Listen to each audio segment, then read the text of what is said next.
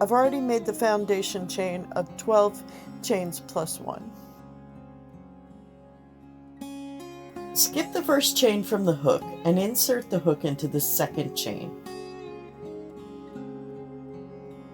You yarn over and pull the yarn through the chain stitch. You should now have 2 loops on the hook.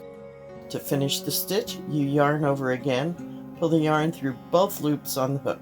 That completes a single crochet stitch. Repeat that sequence into each chain across the foundation chain to complete the row.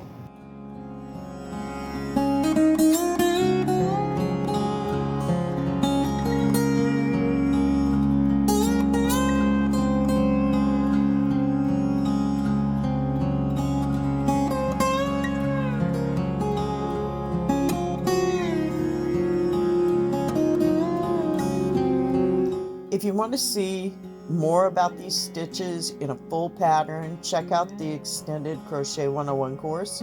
We're going to dive into chart symbols and abbreviations, how to read a pattern, some of the finer points of this.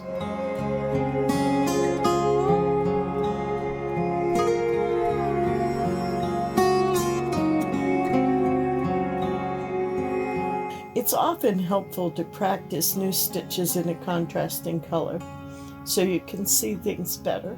So we've got a turning chain here. At the end of the single crochet row, you chain 1.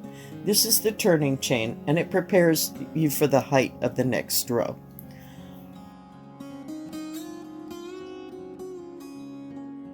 For all the rows after the foundation, you insert the hook under both top loops of the V part of the stitch from the previous row.